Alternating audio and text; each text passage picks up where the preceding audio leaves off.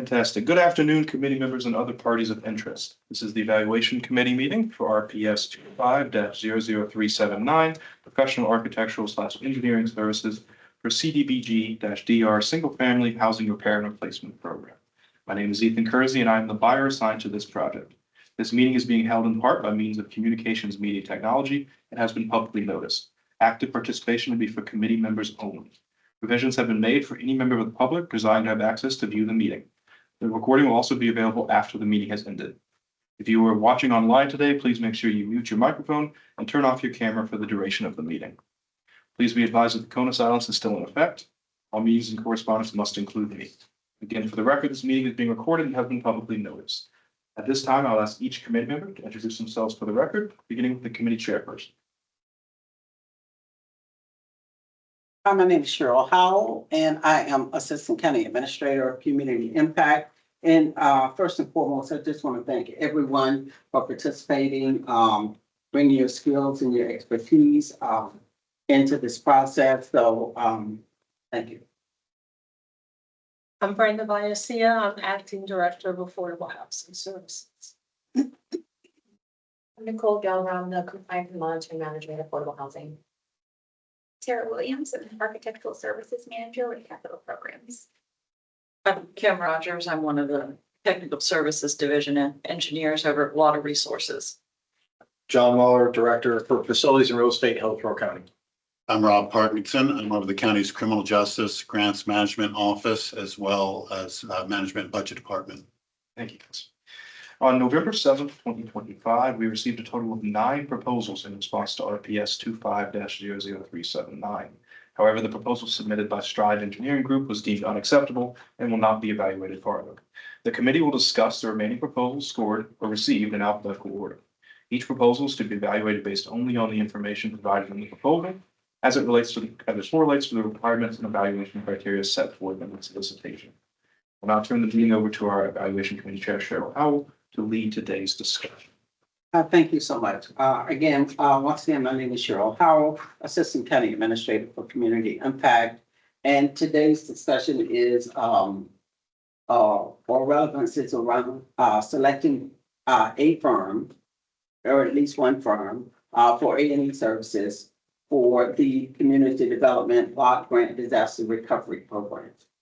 This program is in response to 2 hurricanes that occurred last year. The county received $709 million to engage in recovery activities. A good portion of those funds are for housing activities. Those housing activities include single family housing and multifamily housing, as well as rental and home ownership activities. This particular proposal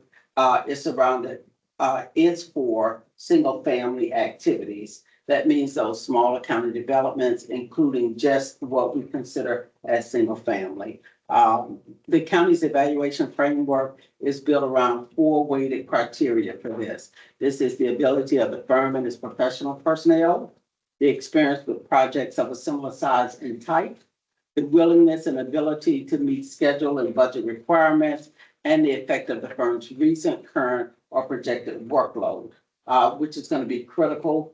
The CDBG-DR funding is only for 6 years. That's the maximum amount of time that the county has to spend these funds. We are currently, the clock is ticked in some respects in terms of the work being started. And so 6 years may seem like a long time, but it really is not a long time, especially when we start engaging in the process. Please also note that this is an applicant-based type program. Just for your knowledge, this is an applicant-based type program, meaning that people out in the community have to apply for this, right? We also have a lot of FEMA rules that we have to adhere to. We have to adhere to all of the HUD rules for Community Development Block Grant, as well as disaster recovery rules that support this type of funding. So it's going to be critical that the agency that is chosen can be there and be responsive, have the staff or the depth of staff that they can pull for this project. have the knowledge. There's not going to be a lot of room for a learning curve in this process, and understand and knows how to navigate in the state of Florida in regards to its building requirements as well. So, thank you. You want me to go on to- So I think if you just want to briefly touch on the purpose of today's meeting and then how we're gonna run through the proposals. Mhm. So the purpose of today's meeting is really to discuss what we've seen thus far. We have copies of the proposals, the addendums, questions that were asked and everything. So we're gonna really kind of discuss each firm as it relates to the criteria. Anything that you know personally about the firms can't be brought into this discussion. Neither do we want to continue to raise issues on one particular firm, creating an imbalance approach as we move forward. We want to be as fair as we can be in this process, giving everybody the opportunity to be awarded these funds or engage in this process. As I said, the four weighted criteria is the ability of the firm, the experience with projects or projects of similar nature, right? So FEMA is one of those programs that we interface with, right? FEMA is designed for disaster recovery. And these are disaster recovery dollars. So you may see some firms that have some experience in housing or in building development, but not necessarily in disaster recovery areas, right? There's a lot of supportive type documentation that has to be done if you receive these funds. So you have all of your cross-cutting federal regulations that have to be adhered to. So it's not an easy process, but it's a process that's been done and done well through agencies that have engaged before. So people with a lot of expertise in this area, a lot of experience in this area, or doing these type of activities. And if they have the available staff to be able to be responsive, if they have the breadth of finances to support it as well, it's really, really important as we move forward. And so in speaking about the different firms, today we are not going to be providing any scoring at all. We're just going to talk about the relevance of each of the criteria. It's okay for us to have opposing views. We should have opposing views, but we should do it in a respectful manner. Understanding that each person comes with a different set of expertise and viewpoints as well. We just want to do that respectfully as we move forward. After we discuss the firm's relevance and all of the highlights and the strong points or maybe their deficits, then there'll be an opportunity for each of the firms, not just for a short list of firms, but each of the firms to come back to do a verbal presentation to the group. This is really kind of mirrored off of our first process. And so we're going to continue through that through our E&E and our CMAR process as well. So each of the groups will get an opportunity to come back, maybe clarify some things. Those verbal presentations are just as important as what we see here today and what's in those files that we've been able to review as well. And then finally, we'll come back to be able to score each of those projects. And so we do the scoring on a consensus basis. Yes. And so, so we all have to kind of come together and agree which one will be, which one will get what scores, right? So if we got somebody at 20 and somebody And 40, we kind of have to work to get there. And it does take some negotiating and some going back and forth. But I believe that what it takes most of all is a degree of respect for one another in each other's point of view to kind of get there. So again, thank you so much for being here and for committing your time to this process. Very well said. So I think you guys are good to go ahead and start running through these in alphabetical order. Joe, you can decide if you just want to go around the room one at a time and touch on strengths and weaknesses, but the first one up there would be Barrel Project Engineering. And when you know. So the first one that's on the list is Barrel Project Engineering. And so we will start from Rob. We'll start from the other side of the table. So did you want me to cover each criteria individually or just talk in generalities about the totality of the submission? I would think generalities. Okay, very good. So overall, I found the submission very well organized and addressed a lot of the key evaluation criteria. I like their experience. I think they had 12 years experience. It's a certified small business, local business enterprise. They had a 45-person team, which I felt was sufficient to do the job. They have a fairly robust municipal and federal client log. I was particularly impressed with the way they addressed their experience with FEMA and HUD, specifically in CDBG-DR programs.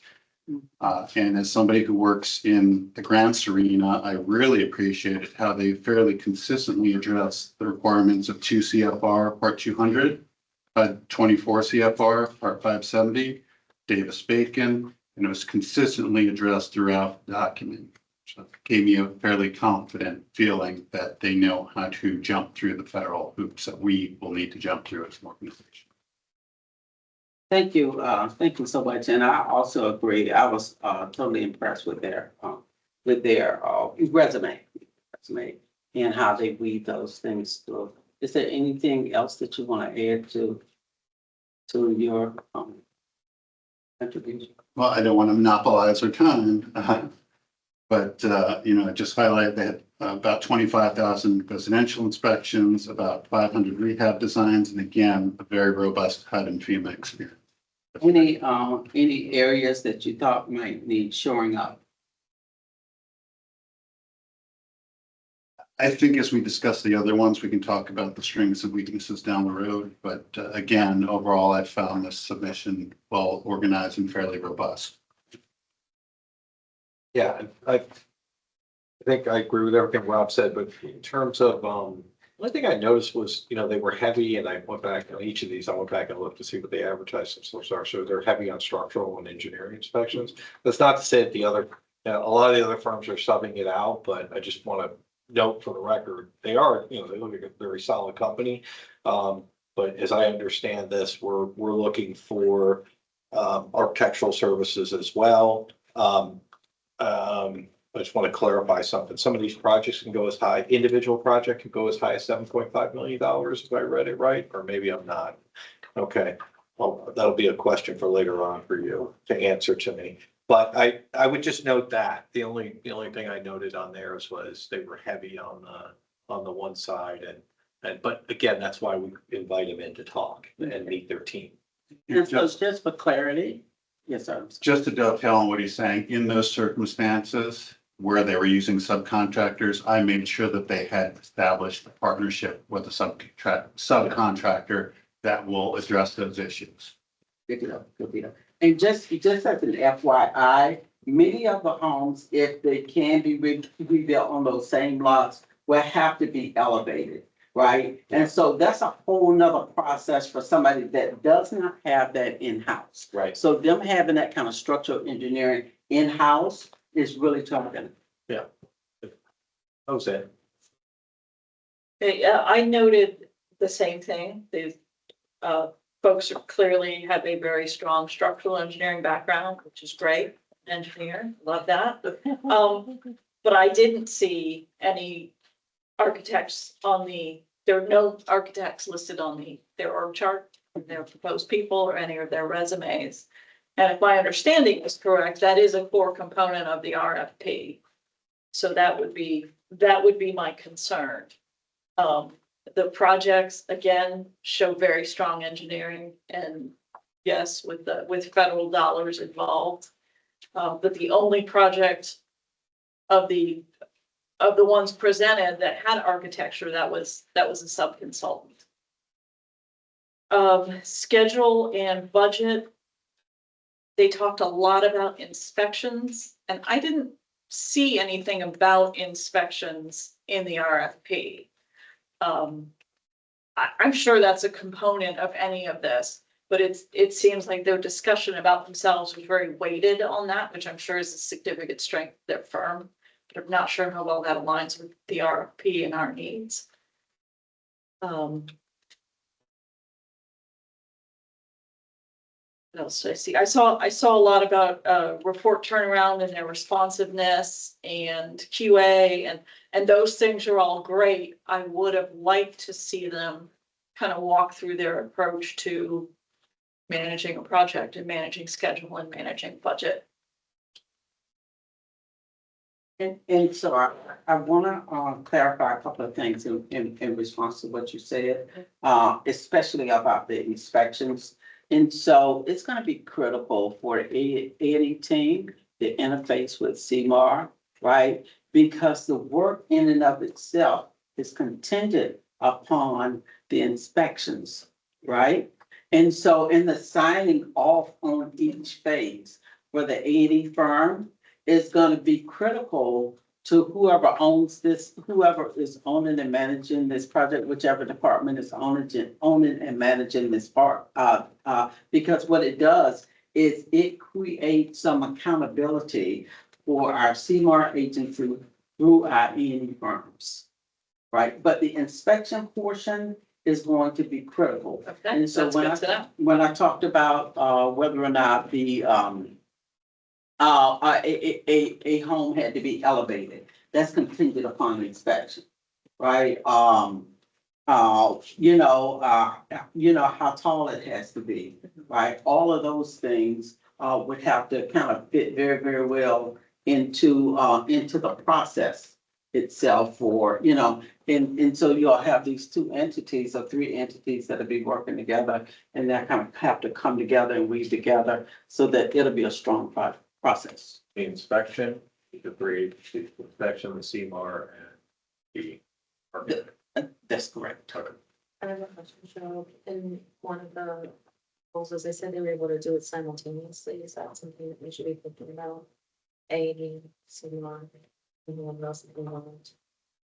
Right, it does work together as a project, so, and it's different from having, let's say, huge commercial building, right? What you're doing is you might be working on 300 single family homes at one time. Or, and you might be at a different level, in the process for each of them, right? So in house A, you might just be at the beginning where it's inspection.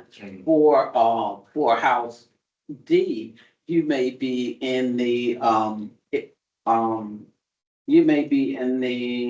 foundation form phase or whatever, right? And you'll need someone to sign off on each portion of that, but you'll also need the expertise in helping to guide which types of projects that they need, whether or not they need a rehab or whether or not they need a full reconstruction, a demolition reconstruction as well. So this firm will play a critical part in that. So I think without saying it, you're saying a lot of those inspections are tied to the funding apps and the thing where the flow, the checks are. Okay. Right, and what we actually can do. Yeah, gotcha. Fair enough. Mhm. And I will say for these folks that these are the ones that did the zombie house. I mean, a TV show, that's gotta be like tight schedules and timelines and you can't slip. So I will give them kudos for that. I'm sure that's a very different, but I'm sure it's a very high stress environment. Thank you.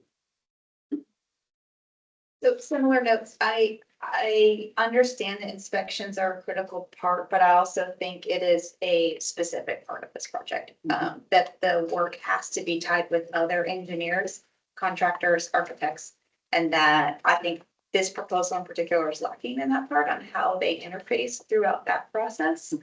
There's no indication of how they work with architects or other engineers. It's really limited to the inspection port. So my only concern would be, how do we supplement that and who's doing that work? I think that's a big portion of this. I also think some of the projects that they noted are on a much smaller scale compared to the overall funding that we have for this work. So whilst individual projects may be limited, the overall scope of that $700 million is a huge amount of money to try to manage in that quantity of projects. Whereas some of the other proposals had much larger funding amounts that they were dealing with. So I also noted that they said they had, looks like they had adequate staffing, but some of the references indicated there were some staffing issues and turnover in their firm. So just something to be cognizant of. Okay, great, thank you. I had the same note as you about the smaller scale of the projects. They did have Elevate Florida experience and FEMA mitigation program experience, so they do have the single family affair homes. They were a local business, which helps make with communication. Related to the federal requirements, I did not see specific projects noted in the proposal that would trigger the federal requirements. So I wonder if maybe they could speak more to that, because I didn't see any related, that would trigger those. So to see if R200, all those, if they can maybe elaborate more. They did mention a 48-hour turnaround time. Some other proposals mentioned 24. But I did find it well organized. I did note that too, that their time frame seemed very quick to turn around some of the projects. And to me, it seems like a lack of coordination with the other trades, knowing as an architect how much time that coordination takes. Your specific task may only take a small period of time, but that rest of that coordination to carry it through takes a lot longer. Yeah, I mean, I don't know if that's to me yet, but. Yeah. Oh, that's a comment today. Then it goes like this, then it goes back this way. I also want to note that we may want to ask to, or have them clarify in the verbal presentation, how much or was their involvement in Elevate Florida. So we know that Elevate Florida is a large program, it's a statewide program, but we don't know what, what was their piece of the pie. If you haven't done a presentation with us before, there'll be about a 15-minute or so presentation period for them, and then there will be a Q&A where we can ask these questions. As part of that, are we having questions that they all answer, or are we allowed to ask specific questions to those firms? Well, we can get specific. Okay. I think it gives each firm the opportunity to be able to highlight, clarify, or assure any questions that we may have. So as far as their Elevate Florida experience, I've had some experience with understanding that program, and I really think that's going to be critical in terms of how quickly these projects move, particularly the housing projects that require the elevation. They're doing about 250 inspections a day, about $2 million in work. I don't know what that translates to in terms of the actual homes that they may have been involved in seeing the elevation through. Because there is a pay component of the homeowner, so not every inspection may land in an elevation. As far as their staff, and I've taken in all of your notes about staffing. I had the same question, Tara, on the on-time rate being 98%. I mean, not that that's not a goal, right? But if that only relates to their work and not the overall project, then that means something too. Their 2% cost variance, I found also interesting, because cost is so critical for us to be able to make this money go as far as possible. But again, that's probably limited to whatever their work involvement was. But I agree with a lot of the other comments that were made, that's right. Mhm. And I just want to say that I echo, most of your responses, and I thought that, their proposal, was very well put together. I followed it easy. I did have, a little bit of, I wouldn't call it concern, but really stuck out, whether or not that they would be, have the staffing or be able to augment the staffing, So, if they don't currently have staff on board, right, they might be able to augment the staffing even with additional engineers or architects, but I didn't necessarily see that laid out in the plan. And so I didn't do the references, but when in reading over the references, I did see the note about the staffing. And so that's gonna be critical, not whether or not you could do the work in 2 days, but whether or not you can fit into this process too. And so that we can get things moving, because people will be out of their homes, there'll be so many different moving parts with this. So, and we'll move on, and we'll start this next one, with you, John. Oh, man. Rob did such a good job. He did. Get those great job. So, if they're listening, I wish, I wanted Cobalt to be a little bit more robust, because I found the company very interesting. Mhm. And they really look full service, but I think, hopefully their presentation can supplement a little bit, because they really had some good experience there. Now, did I miss something? Did they not submit or so? I didn't see their, engineer qualification. Am I the only one that noticed that? You didn't see it either? I have SF 330 form question mark. Okay, so Brenda, as she always does, triple check me. So, no, I mean, yeah, I just wanted them, I wanted them to dot the i's and cross the t's, because, I'm just gonna say I found their experience listed, their relevant experience, and the full service and their engineering qualifications, very interesting. But go beyond the just one level deeper and tell me more, because I was wanting to read it. And I really, that's what I have to say about them. I was disappointed the form was missing, and I really wanted to see some more detail, because they really look like a strong candidate here. Mhm. I'll pass the torch to you again. Okay, I'm gonna say the same thing. They have, they have all of the disciplines: engineering, architecture, structural, geotech, civil, land surveying, which is great. Mhm. They've done this was the whole rebuild Louisiana, right? So they've got huge government funded projects in their back pocket. I thought that was great. But what I noticed really every proposal I've reviewed for the county is that we have our 4 sections: ability, project, schedule, budget, workload. And everyone kind of splits their proposal into those 4 sections. They didn't have a section on schedule and budget. There was nothing for me to judge them. And they didn't have a schedule on workload. And kind of the first interview question is the RFP. So that's our first chance to see that these folks are going to pay attention to our needs, and it's missing those 2 sections. Was there some discussion in their verbiage? Sure, but it would have come across a lot better if they had specifically singled those things out. Mhm. Thank you.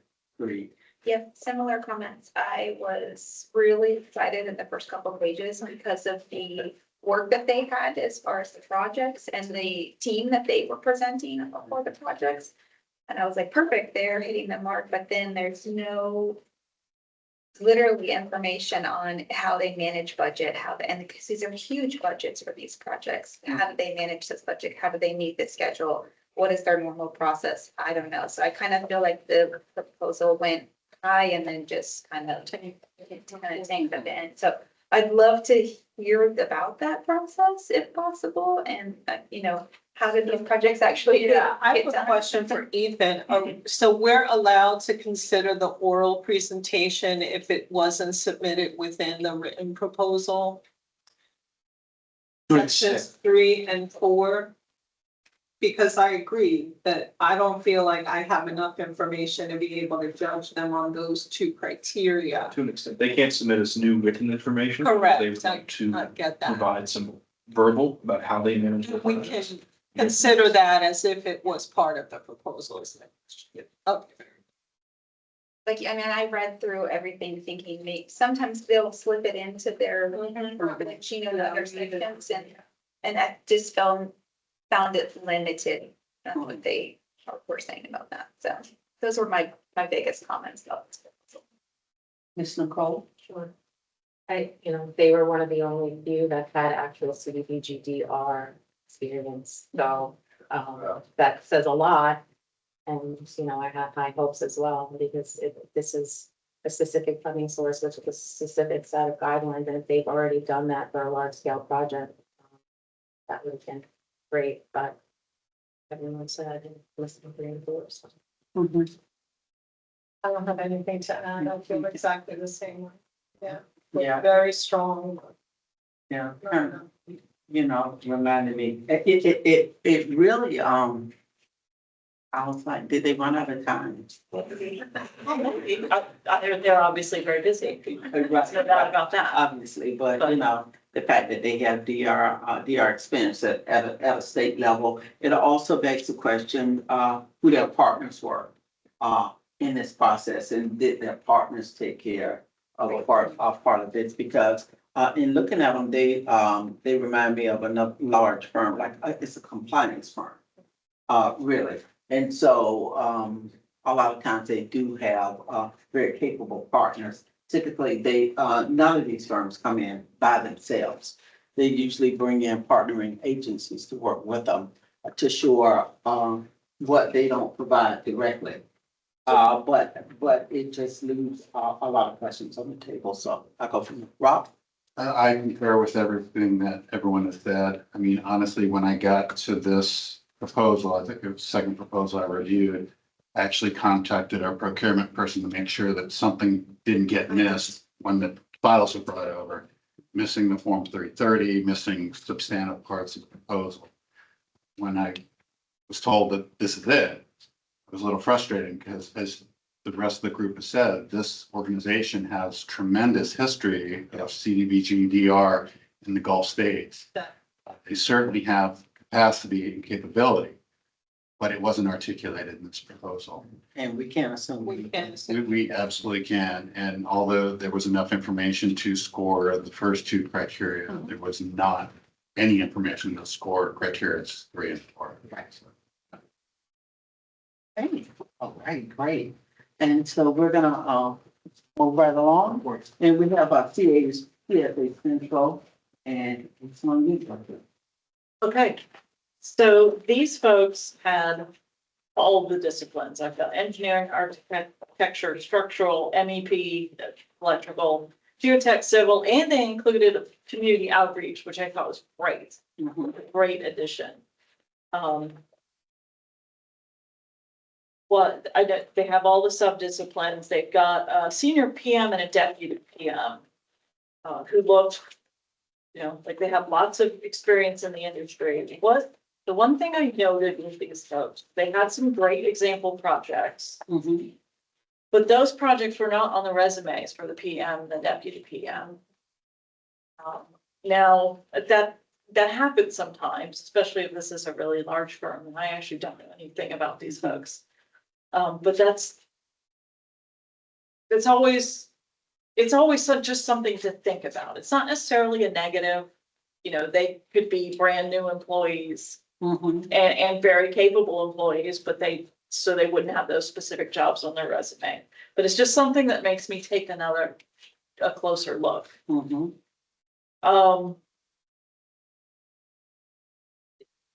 So they had a schedule and budget section where they talked a lot about storm recovery and their experience in storm recovery.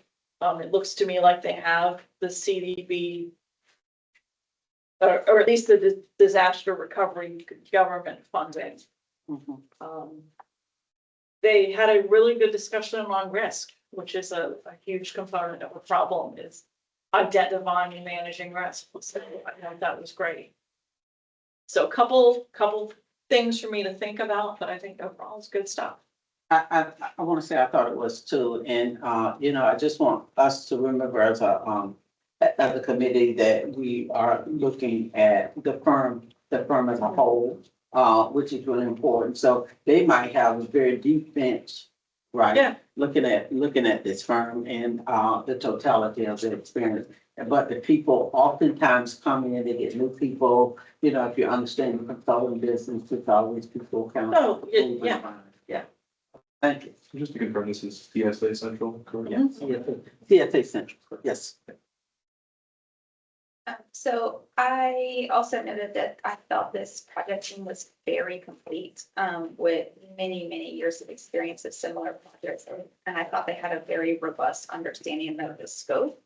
And while some of the projects noted were not the projects that were presented, I thought that the resumes of those PMs still had a lot of really relevant projects. So to me, it's also a way of slipping in extra projects where here's the ones we're highlighting and also here's some other projects. So, and to your point, they could have a very big firm. Having been on this side of the table a lot, I know what it's like putting these resumes together. I thought that what was interesting is they had a FEMA policy and grants manager as part of their team, which they're the only proposal that included that, which I think maybe is a huge benefit, to having someone who can kind of speak to those issues in a more robust way, where it's not centralized on a specific discipline, if that makes sense. I also thought their proposal looked very well presented and professional. Some of the projects that they presented were, again, big funding amounts of projects, similar hurricane disaster recovery projects. I thought that their information they provided regarding schedule, budget, and tracking was very detailed. And then I also appreciated that they had a specific section on how the PM would deliver on those schedule and budget about that PM specifically. So it was less generic and I thought more tailored to this RPS and how they plan on getting that job done. And then they also provided a very detailed backup on their current staffing and workload. So I thought overall this was a very professional looking quality. Yeah, they almost provided like an SOP. Yeah. Right, you know, so. I thought this was one of the better proposals. They do have experience with a build a back program through Hurricane Sandy, which is in terms of scale. It would be comparable to what we're going to be dealing with.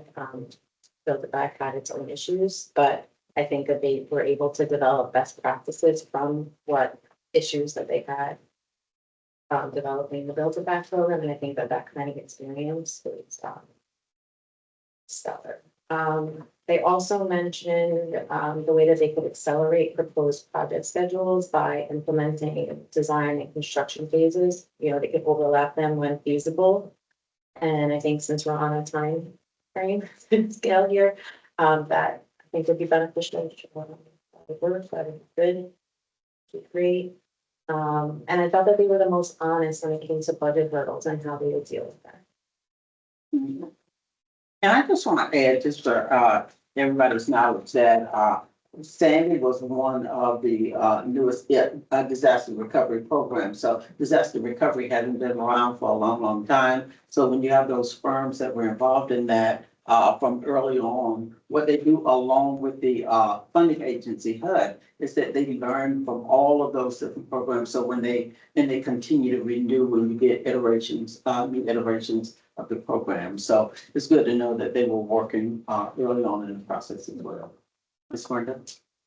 I appreciated the way that they set up their organization for this project, similar to what Tara was saying, in terms of understanding the needs for the county and what the grants require. Having the grants management lead and having a support person available for those grants. Those of us that deal with grants and monitoring and collecting paperwork know that the last thing an architect wants to do is talk to you about his A1A, right? But the support staff can assist in getting that done. And that often is where things can get bottlenecked in terms of us being able to manage these projects more quickly. So the fact that they recognize that, I thought it was really important too, that they had mention of the community outreach, because we're dealing with real people here. That these are not commercial projects. These are homes that are owned by real folks, and you really do need to know how to approach communities. And I thought that that was excellent. As it relates to their key staff members, they did utilize consultants to sort of, I guess, fill in. But I appreciated the fact that they did provide a comprehensive availability schedule so that we understood, even if they're using consultants, that there isn't going to be a loss of control there, that they can manage the work that's coming. So I thought overall it was a pretty strong proposal, and based on what Nicole said, you know, Hurricane Sandy was a huge project. So the fact that they managed through that as well, I think speaks a lot to their capability. Absolutely. Mirroring a lot of what has already been said, I like that they had broad experience in many areas. I highlighted that they had specific grant staff that would be able to facilitate and kind of interpret the remainder of the organization. I really like the staffing availability charts that they put together. It told me that they understood that the needs of the county might ebb and flow, and that they were adept at addressing those changes in flow and need. I like the real-time cost tracking mechanisms that they have, as well as their project management solutions. I like that they highlighted the cumulative 60 years of experience within their key project team. They had fairly decent residential experience, directly related, but not directly related to CDBG residential in some areas.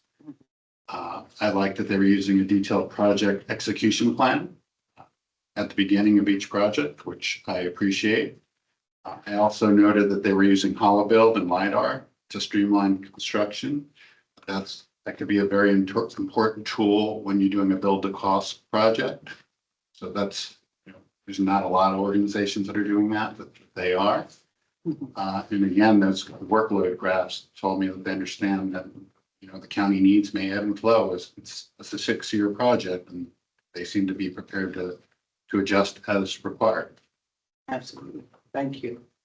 Yeah, all good. Good submittal. The only thing I would say, I'll probably, when they're here, I'd like to hear about the breakdown of the workload between what's in-house and what's out-of-house.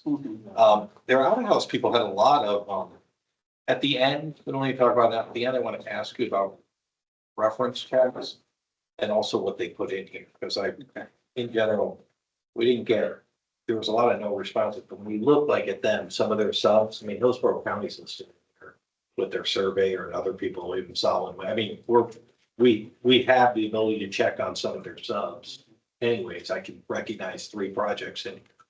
But I'll hold that for the end, okay? And I want to say too that with this project, and I'll speak to what I know some of the needs are going to be for the county is with the outreach, right? So that interfacing with the community is going to be critical. And so because this firm had that already included, and they have a question and answer system embedded, I thought that was unique as well. So. And we're gonna move on to the next proposer, and that is Forefront. forefront architecture. And we'll just go around the table. I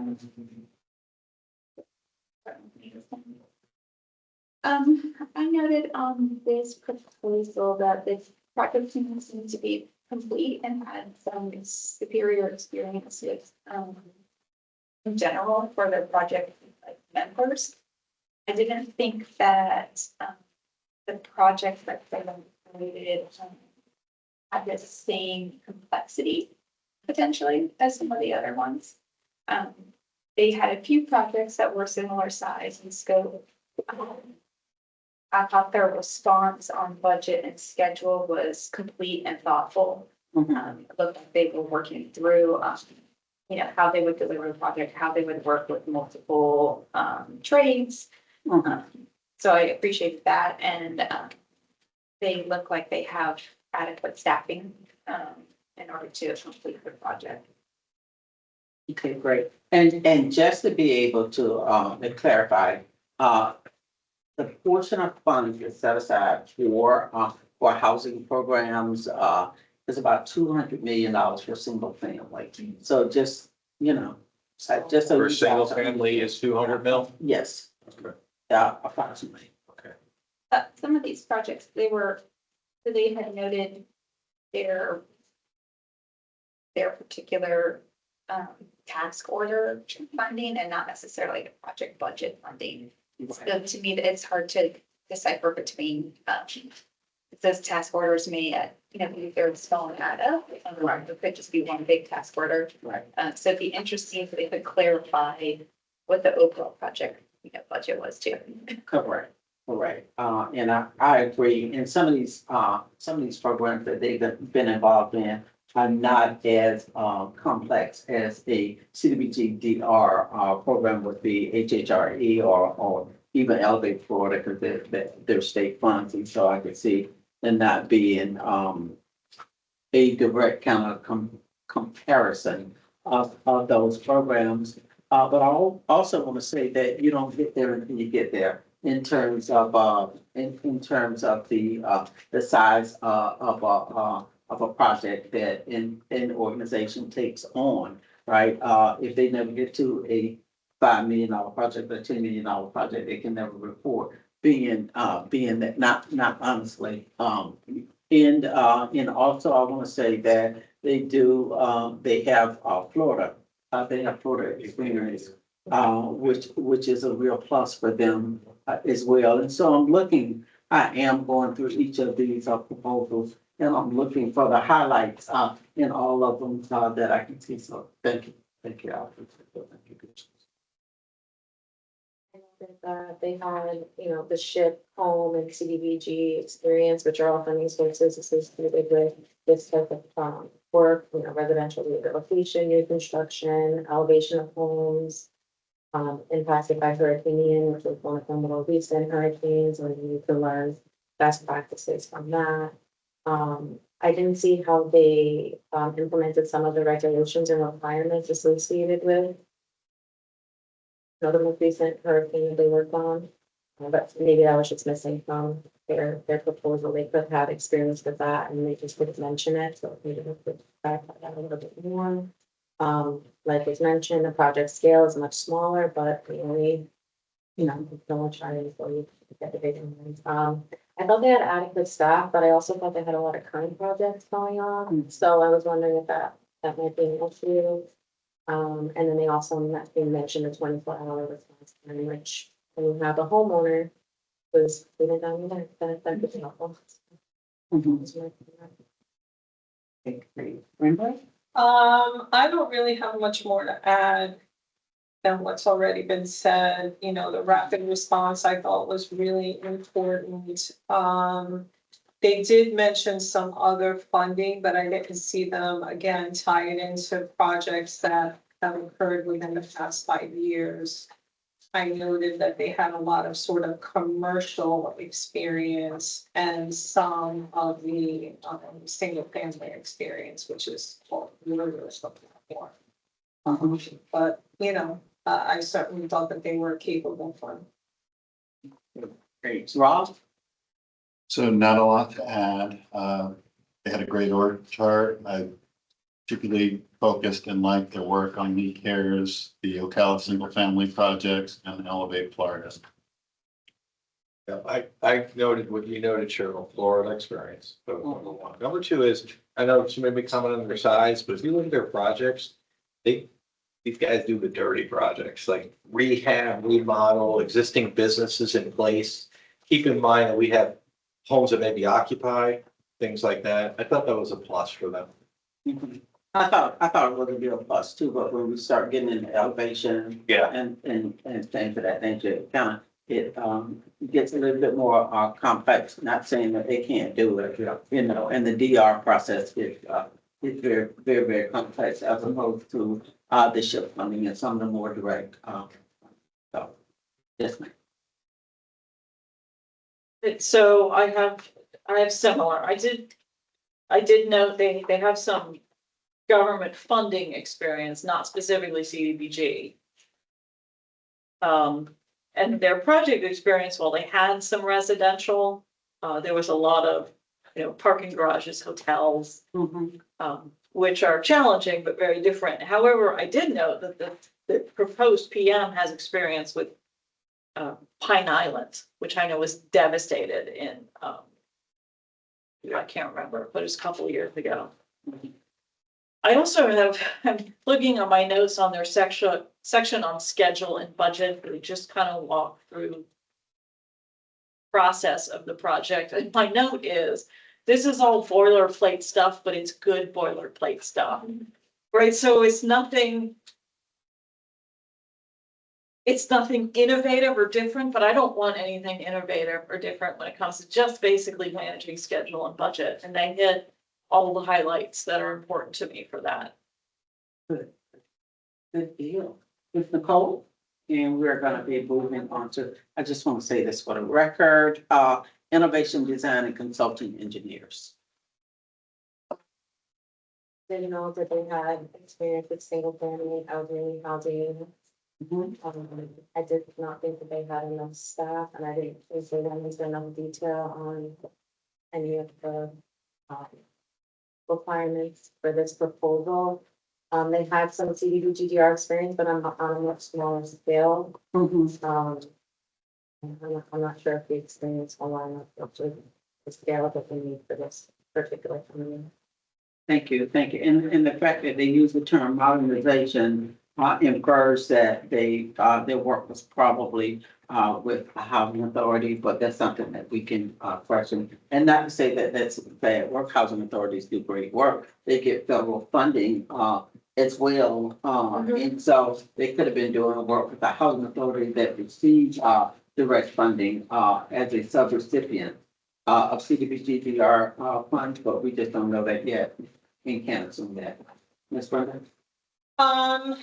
Similar type of comments. One of their project engineers, though, did have experience with single family residences that were damaged during the hurricane in Bradenton Beach and Anne Maria Island.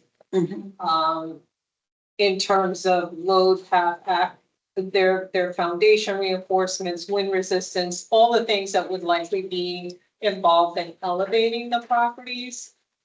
So there's a lot of experience in a lot of different subject areas, I feel like, but not like right on with CDBG-DR. So, they have good stormwater people, engineers. They've done CDBG-DR in Puerto Rico, but that again was public housing related, not single family related. So, in terms of the scale of what we're looking for, I'd like to hear a little bit more about how they think that they'd be able to manage that process. I also want to say, though, I want to clarify that anybody who is a direct subrecipient, let's say, if they did work for the housing authority, right, and they were a direct subrecipient from Puerto Rico, those same rules are still relegated to them.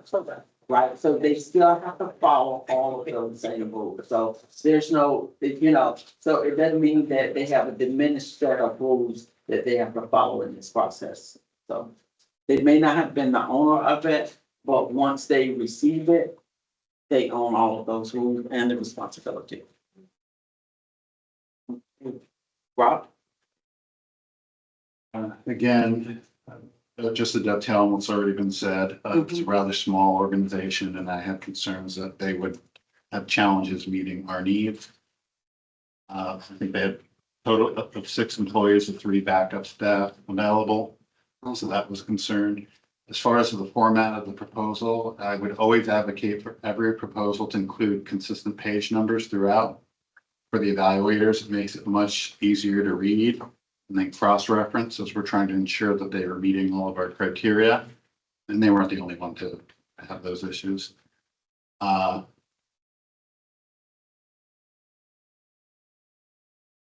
They only submitted 2 projects that I considered similar to what we're looking for. That was a concern, just experiential wise. Other than that, I have anything else to add. Thank you. Yeah, I question how they might be able to augment staff too, because I don't think that was clearly laid out, but certainly something that we can ask or something that they can bring up. And doing it verbal. Yeah, it's, Yes, sir. it's with me, it's the size of the firm and really their expertise, if we look at them as their civil site plan, not that, something else, but that, and I'm a civil engineer for the record by trade, which I don't do much practicing in. But, I think that was noted to me as, so, those have an opportunity to explain, if those aren't there, but if they're listening, if they're on the call, that's, I would echo what everybody else said. Those are the 2 things I saw. There was so much I liked about this proposal. I liked that they did have some CDBG-DR work in Puerto Rico, and, we all remember how devastating Hurricane Maria was. They had, they, on the resumes, they had some traffic and stormwater, which I noted, but they had the engineering component, the architecture, the structural, and the geotech civil. Their schedule and budget discussion, like how they're gonna manage those things, it hit all of the highlights for me. No fancy software or any buzzwords. It was just their scopes, value engineering, and templates, which I loved. I love templates and I love when they're used properly. My only concern with this team is their project experience is small as a tiny little team. And they're all on all of the projects. It looks like they worked together for a long time. So I think a lot of great things about this, but I don't know how they would do a project of this size, at least not by themselves. I had, I'm good, full scope led team as well, so this. Yeah, similar comments. I thought that they were very engineer heavy. Mhm. While they do have a lot of the trades, but it's engineer heavy. And then even though they only have 2 projects that they thought were relevant, I think it would have been helpful for them to have included other projects that they do, so we can see the breadth of their work. Mhm. And I think that would help tell their story a little bit better, in my opinion. So limiting it to 2 projects just is difficult for us to tell what they're really capable of. I agree, and my biggest question really was on a project of this size and scope. So I like what I saw, but, issues come about with growth, right? And trying to scale up and manage a project of this size, how would they augment staff and be able to keep the integrity of what they already have? So, and with that.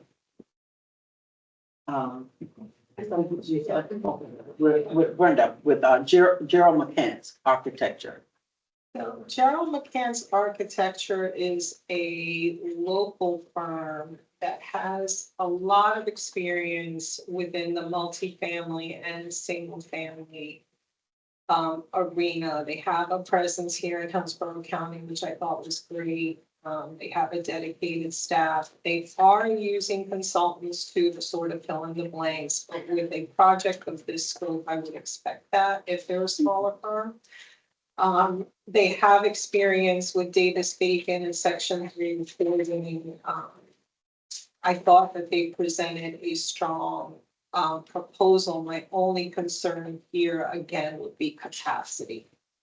You know, will the consultants that they have filling in the blanks be able to manage the capacity? And I don't know, let me see my notes. And they had some staff utilization information and when their current most active projects were going to be finishing up, so I appreciated that. They have 1, 2, 3, 4, 5, 6 sort of active projects. They have county CDBG-DR continuing projects, and I would presume that would mean us. I didn't see where they were already doing CDBG. This is where on the campus. Yeah. They didn't have DR, they did dynamistry.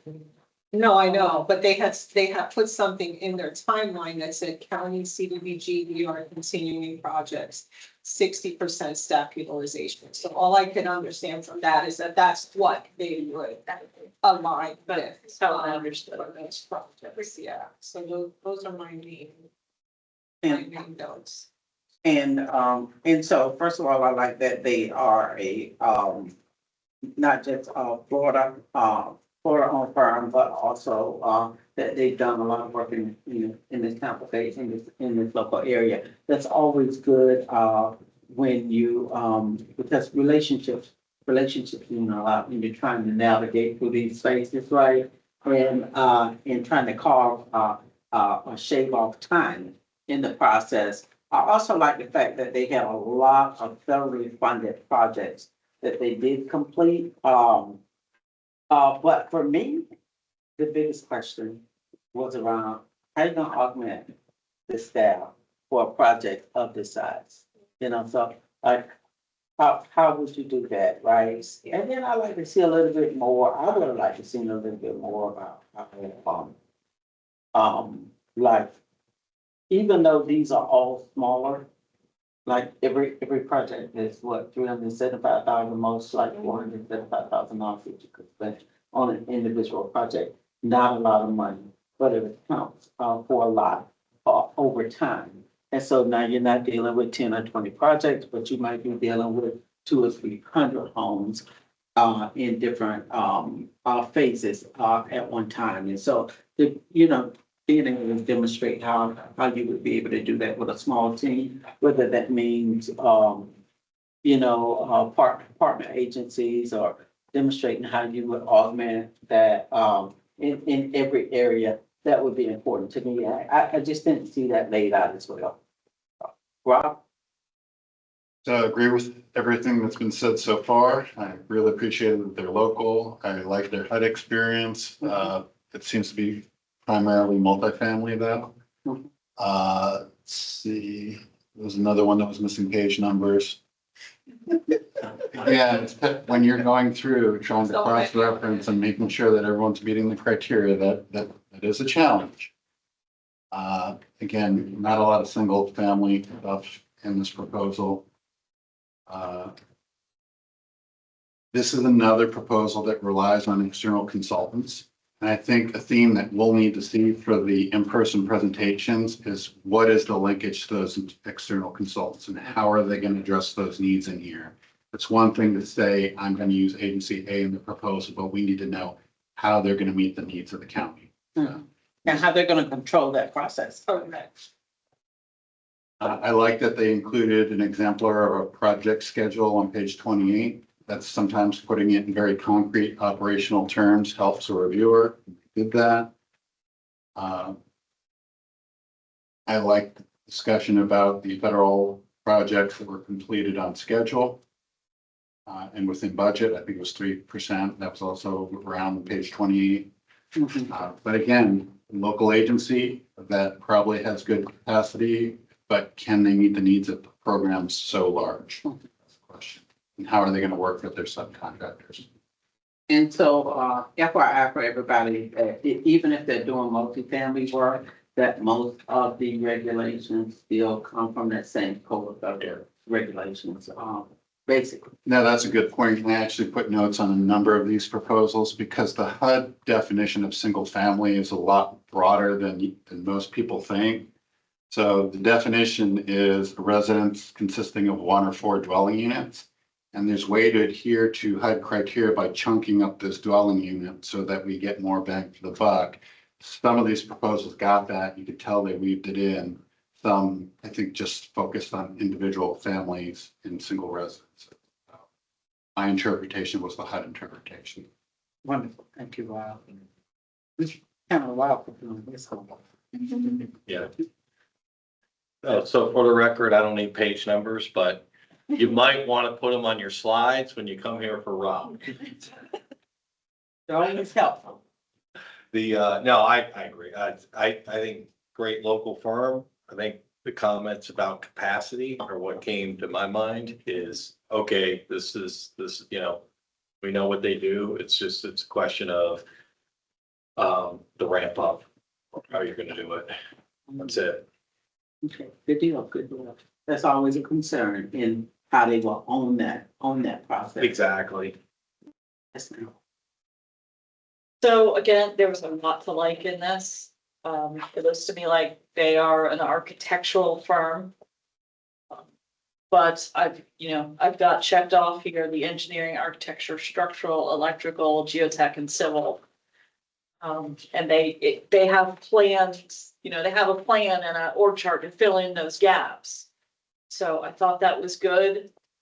Looks to me like they do a lot of historical renovation, which is super interesting because our building is right across the street from the Jackson House. And we're always like, hey, it made it through the hurricane. High fiving each other. I'm happy to see it. That's my litmus test. Don't tell me you need wind protection because the Jackson House. That's right. We're always happy to see it there, but no, they clearly also had experience at affordable housing. I didn't see a specific reference to CDBG, but I saw the other HUD experience, which I don't have the experience to know that, but I'm assuming from what I'm hearing from everyone, there's some similarities there. What I did see was they have a whole team, but the housing projects they pointed out really only belong to the prime firm. That's not necessarily a good thing or a bad thing. It's just that if I'm going to judge the team as a whole, it's hard for me to tell what kinds of experience the other team members had. Okay. For the schedule and budget, I really did appreciate that schedule template. I thought that was great. There was nothing fancy in how they manage. Mm-hmm. It was just a solid strategy for keeping things on schedule and budget. I appreciated that. Wonderful, thank you. Okay, so some of my comments on this is I thought that they did have a complete team, which I appreciated. They managed to get everybody and the resumes that they did provide, those specific people had good experience with a lot of quality projects, and they've been around for a decent number of years.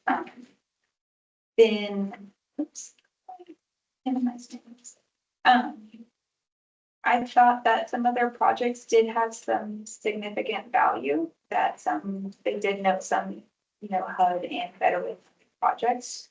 Even though there's no specific CDBG projects, some of those other criteria like we've been talking about still, I think, help cross over. I thought their response on budget and schedule was pretty detailed, which I appreciated. Oh, and what I really liked about their project pages was just the quick performance highlights. I really liked that. That was just like very quick notes of, they were within 1% of the project or within 2% of the budget. I really loved that. So I'd like to see when they come to talk about those little aspects of the projects a little bit more. Mm-hmm. I thought it was just a nice overview of these projects that they're putting out there. And then I would say that their capacity, it does look like some of the projects are finishing up. So that's probably a good thing for the size firm that they are. So be interested to see when those actually will finish, if the CA will drive on, if that will interrupt. I see that they're noting that they have about 60% utilization for us. But I've been saying, how will they manage the number of task orders that we may write at one time? So, Thank you. Nicole? I also noted that they use subs for engineering, and I was wondering if that would cause delays. I don't know if it's something that we could follow up with them on. The CDBG projects were much smaller and not associated with repair and elevation. They did work on it, Hillsborough County, for the housing project, so they know the county, which I think is something to say in terms of dealing in red tape. They had the schedule of management controls, I thought was good. They gave us 5 to 6 month turnaround. I'm not sure if that is a good thing. Or if that's even feasible, but they did mention it in the proposal. Yeah, they said they could deliver design and permitting within a 5 to 6 months. Which, Maybe.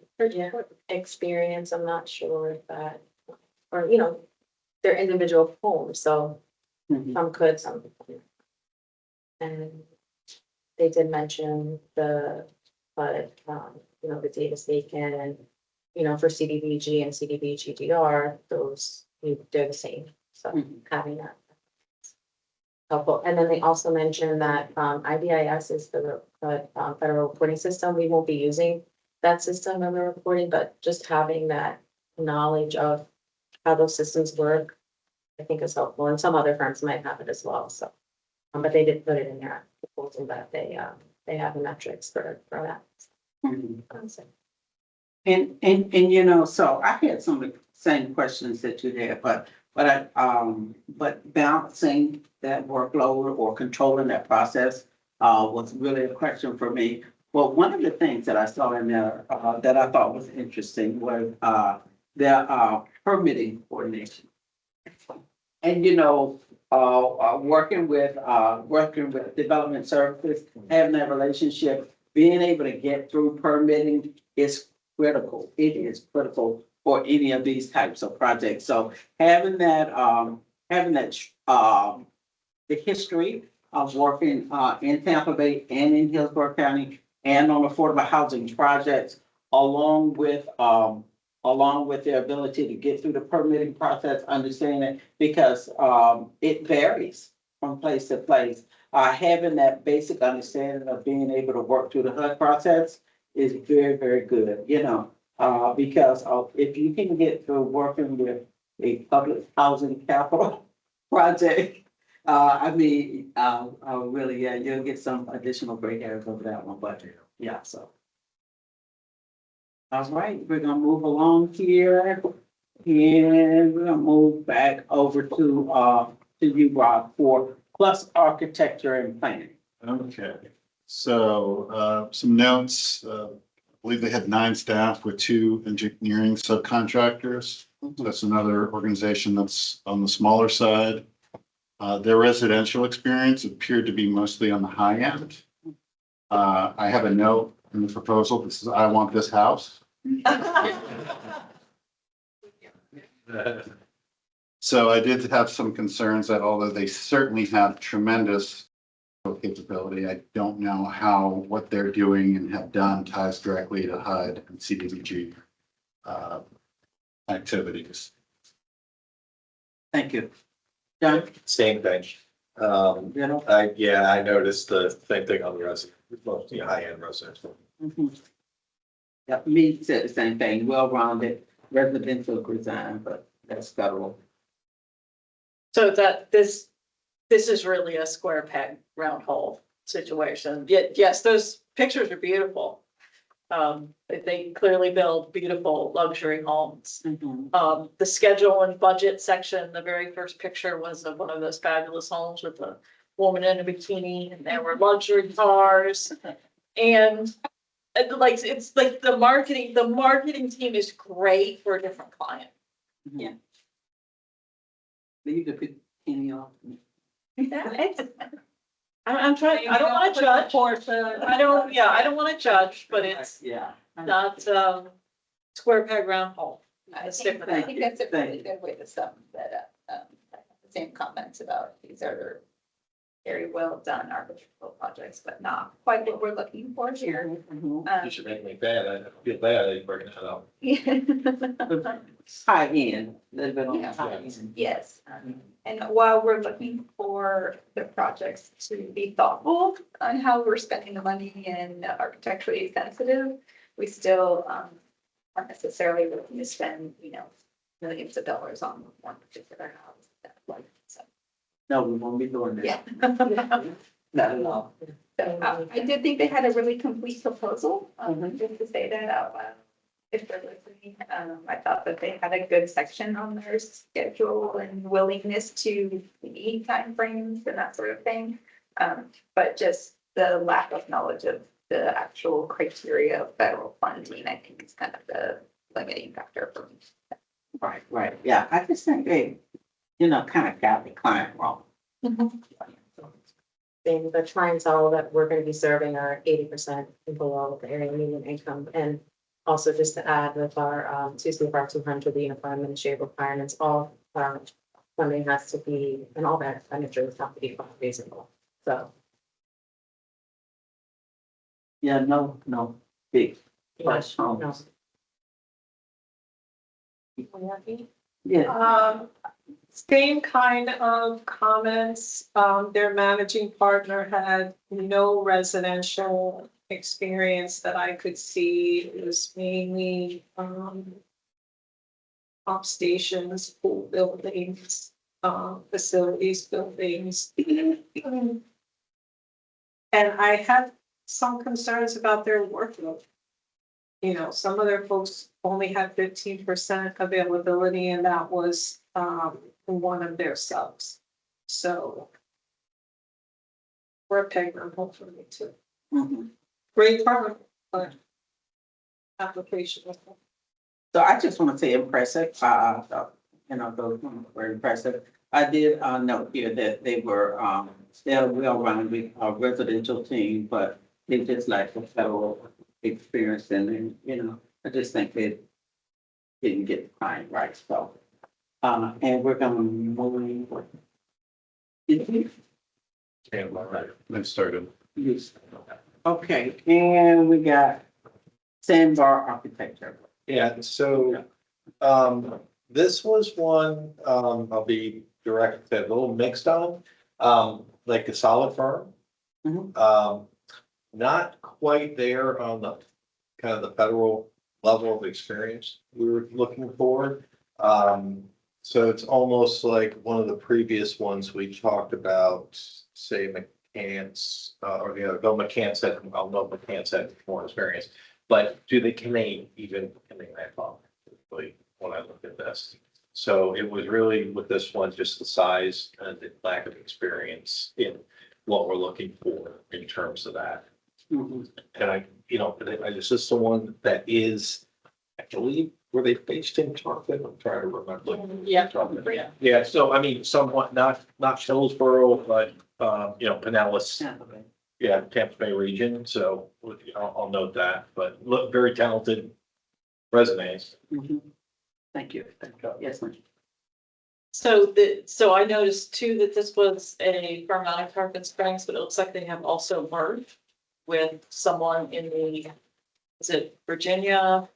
I don't know, it looks like 2 or 3 firms that kind of come together, Mhm. which makes sense. So I had a little trouble figuring out who is proposed as the PM. And, maybe they plan to have co-PMs or split the project into pieces.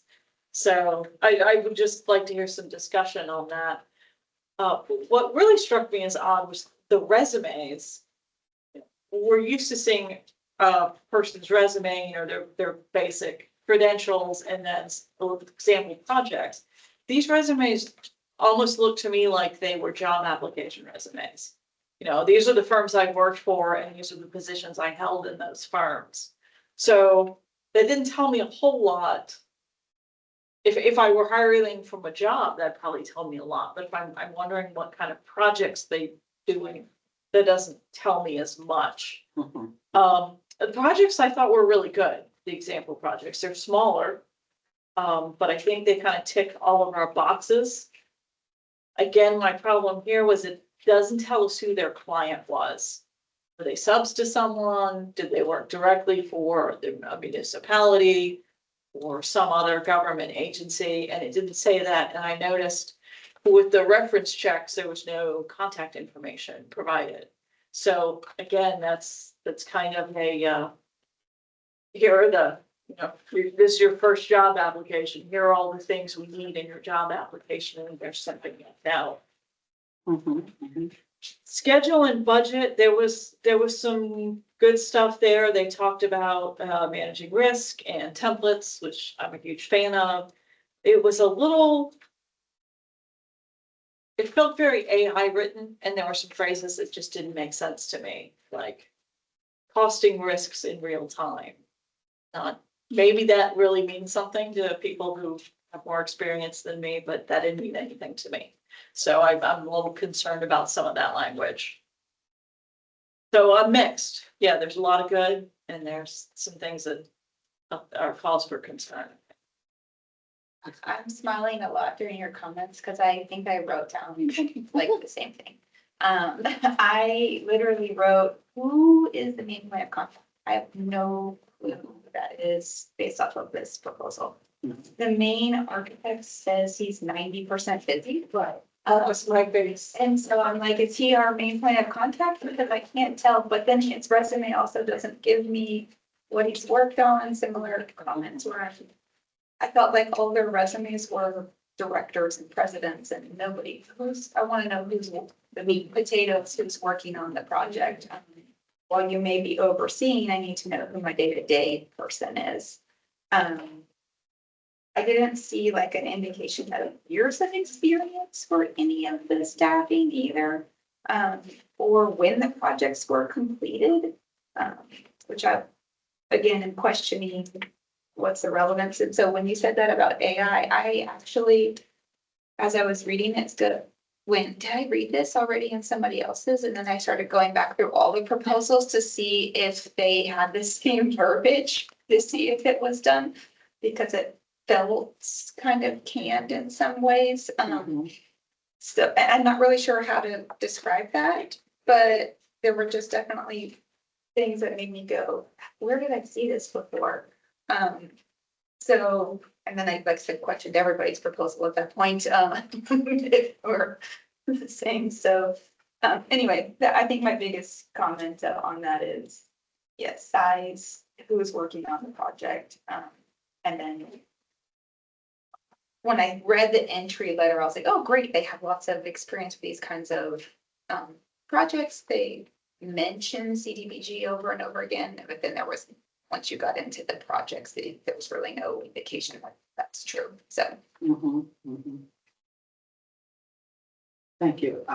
Yeah, I had some of the same concerns, with workload capacity, who's where, like who owns it.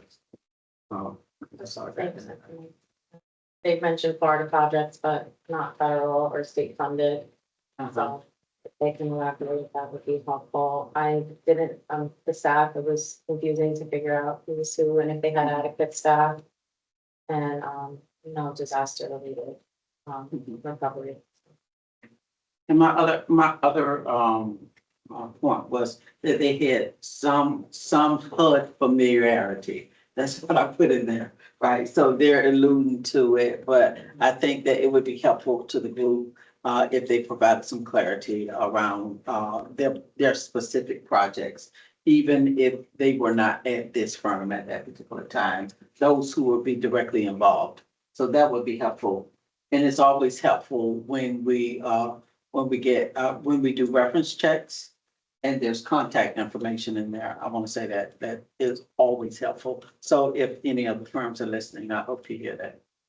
I would say all the reference checks were disappointing that a lot of them didn't respond. Yeah, I was gonna talk about that at the end, but let's talk about it at the end. Let's finish this. I have a specific question on reference checks. I don't have anything new to add, at the local guys, just seem to be not as available as we would need for someone local. And the head design person was out of the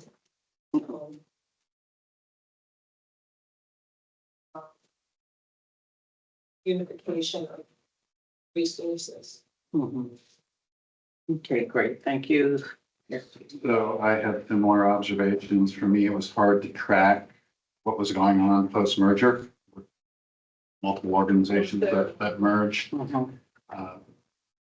I noted that the original principal was out of Tarpon Springs, but some of the key stakeholders are also in Virginia and Ohio, and it wasn't clearly articulated how they would be working together. As far as CDBG HUD experience, it seemed to be mostly with one of their consultants, Mohan Engineering. This ties back to one of our constant themes for these proposals is they need to do a better job of articulating how they're going to be effectively using those consultants and how those consultants are going to address the criteria in our proposal. Any other discussion, any other comment, for this particular, proposal? Any other comments for any of the other proposals? No, I've just got that one. Got to talk about reference. No other comments or any other specific proposals?